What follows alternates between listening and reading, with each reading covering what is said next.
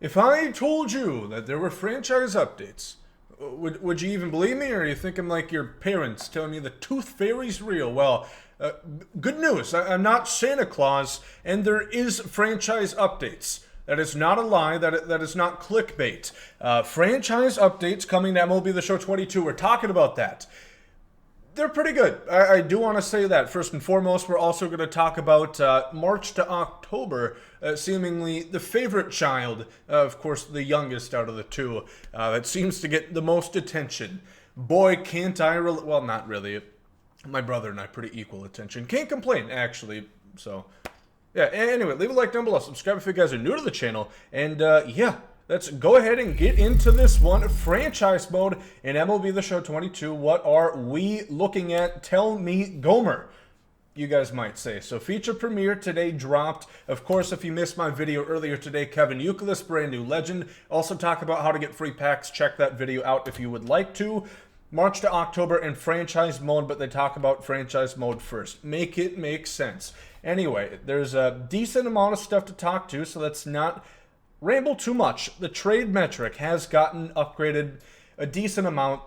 Of course, if you guys are well aware of MLB The Show franchise, the trade logic is about the Rockies front office operating all 30 teams. Incompetent. It's slightly fixed. Yet again, they said this last year. They said it was fixed last year. Wouldn't you know it? That was not the case. So it looks all dandy in the screenshots, but we'll see when we get our greasy, grubby mitts on gameplay, right? But anyway, foundation for evaluating players based on their age, potential performance, and team control contract value. So a lot of the updates are just making simulation in the franchise mode work properly, which it hasn't before. So there's not a new big feature like expansion. It's under the hood stuff that is going to make for a more satisfying franchise and probably going to make you want to do more of these. 30-year sims were not about studying trade logic. That's just a little point they make right there. 30-year sims, we're going to study how rank relates to potential and age relates to war. So grading players, essentially. So this is all kind of fluff, doesn't really matter too much here. Yeah, metrics now use 3-year weighted WAR. That's going to encompass a lot of significant upgrades, such as approximated annual value, for players, so you won't see Trevor Story make $2 million a year, bit of an over exaggeration. If he has a 750 OPS season, it's going to be more realistic and reflective on how a player actually plays, not, oh man, this guy only had a 4 WAR this year. Trout really sucks. Maybe hit free agency pool. That's not going to be the case. So it's a more well-rounded look at these guys. Player and trade metric are the foundation that will allow for logic system improvements. So a lot of words here. WAR, if you don't know what that is. AAV, if you don't know what that is. Anyway, let's get to actual tangible stuff instead of just them speaking out of their ass. You actually seeing this trade logic improvements. They show a screenshot here where Juan Soto is going to be a player in a trade to the Yankees for Anthony Volpe and Jason Dominguez. 2 very high prospects. I believe they're both top 10 prospects in most reputable minor league baseball sources. For Juan Soto, that makes sense. Beforehand, you could probably trade a top closer, a lesser prospect, and like a league average player, like a 70 overall, and probably get Juan Soto. So it's been significantly upgraded. You have to give a lot away to get these guys, which is how it should be, right? It should not be easy to trade for a Juan Soto, or else the Yankees would have already done that shit, right? So that's very good to see. Refined trade block logic to reflect current trends, which is really cool. I should touch on that. It's going to be more realistic. If you're not contending, you're going to really want to ship off that top-tier closer. You know, if you're looking at the Angels, maybe you ship off Raisel Iglesias because he's on the last year of his deal, and you aren't going to make the playoffs, so why do you need a top-end closer? So that's something you're going to see more often. Teams will value top players and place a premium on them in trade negotiations, while you see Juan Soto go for so much. Teams will value relief pitchers and closers less in comparison to starters, and you'll see these closers are going to go to contenders a lot of times. They're going to have more value to them. And then players will no longer be immediately traded after signing in the offseason. It'd be a crazy, like, volleyball or tetherball situation. Trevor Story signs with the Mariners. Mariners trade Trevor Story for Lucas Gill or some shit, you would see. Probably a realistic trade in prior MLB The Show trade logic. Budget improvements, it now reflects just the 40-man roster. You're going to have more budget, more money available, so you're not going to see some of these top guys go unsigned, which is a very good thing that they did change. Kevin Youkilis gameplay, if you're interested, there's him smashing a 421 feet dinger off of the Yankees right there. Nice sight to see, of course. So yeah, that's not exactly what we came here for, but it is cool. Player payroll is now based on the 40-man roster, like we said, and team market sizes to reflect the current MLB. So, the A's aren't going to be spenders. The Dodgers are, essentially what that's saying. Contract situation. The 15 years now the max that you can offer, and $35 million is the most per year. So just a couple upgrades, and of course, it's going to fall in line with new logic as well.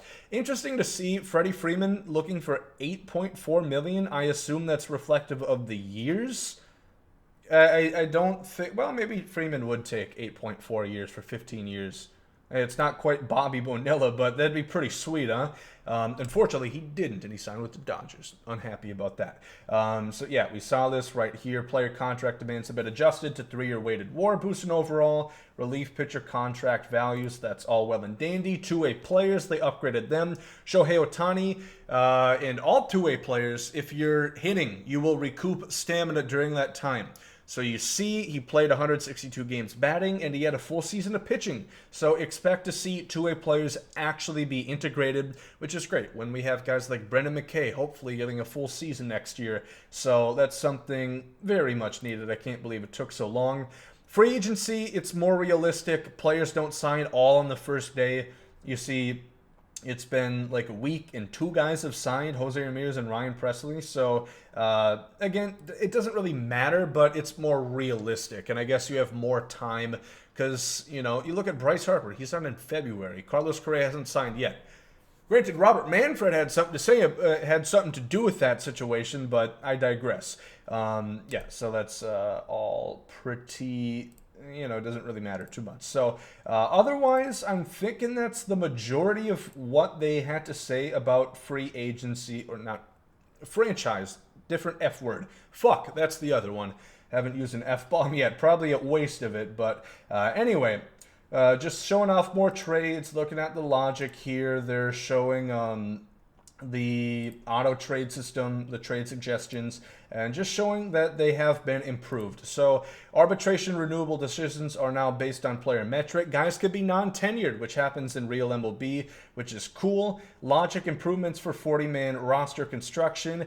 Also, community request is a couple things they have here. I'll be honest.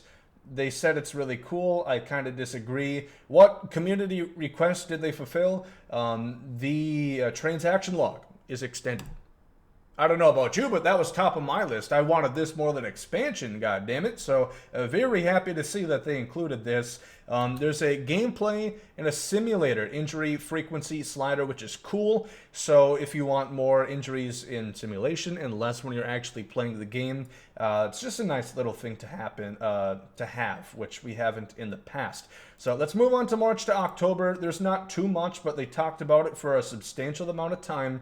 This is in free agency, trying to target new players. It's kind of like NCAA. It's almost like you're recruiting these guys. You're essentially putting them into these slots, number 1, number 2, number 3 priority. You take some of these free agents, and it'll make it easy for you, tell you who you should go after if you're a baseball novice and aren't really too sure who the best options for you are. It'll give you some suggestions, such as team needs, positional needs. It'll tell you where to upgrade, but most people probably don't care. They probably know, hey, Freddie Freeman, I want that guy on my team, so I'm going to make him my number 1 priority. And what happens is, based on you having them in your priority list, there's a higher chance of you signing that player. And it works pretty seamlessly here. Again, if that's a word, seamlessly. Rough. No takes here. Have to remember that. Running on not too much water. I would sure love a glass right now. But free agency rumors, here you go. Looking at the free agency market.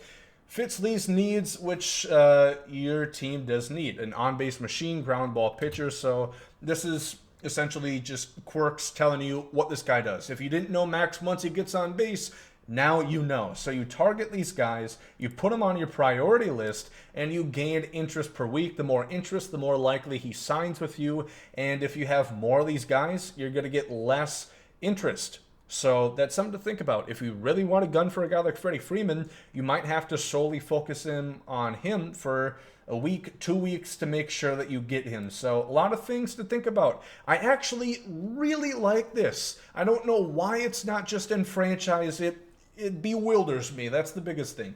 March to October, which is a truncated season, is now their baby, and they care more about that than franchise, which is my biggest gripe, but I digress. So anyway, they talk more about free agency right here. Last chance opportunity. This is interesting, I guess. This is saying he's probably going to sign with somebody else, but you have one last dash effort to, sweeten the deal to make him want to sign with you, and wouldn't you know it, they play a nice little celebration here. If you do sign him, pretty much just the Diamond Dynasty animation, so I'm guessing that's coming back for DD as well. Great new feature. Looks pretty cool, I won't lie. They upgraded the graphics a bit, and yeah, Tyler Rogers to the Toronto Blue Jays. I don't wish for that as a Rays fan, by the way, but we'll see come next free agency. They just do more talking about that, showing off how it works. I think you guys kind of get the ordeal here. One other thing that they mentioned is customization in March to October. You can now do the same things as you can in franchise. So you can change your uniforms, that sort of thing. Is it that crazy? No, I don't think so. But that is the end of the video. New features. I thought we wrapped it up pretty well. 12 minutes, covered everything that I want to. Big bullet points. Too long, didn't watch. Franchise. It is now tenured across 3-year average WAR. Players' value is going to be more truly reflective of who they are. Juan Soto's value is going to feel like Juan Soto. You can't trade for him with, a couple slapdick prospects. You saw you needed top-tier farm system like the Yankees, Dominguez and Volpe in order to get him. So that's very important. Approximate annual value is a big key as well. And just making things run smoothly, feel like baseball. That's what I can say in a few words. Then March to October, really just that new feature and adding stuff that's already been in the game. So long stream, but not too big changes. Overall, middle. I'm not ecstatic. I was hoping for more. Well, I wasn't hoping for more. You know what they say. Expect the worst, be disappointed the least. Maybe that's a saying. If not, we should start it.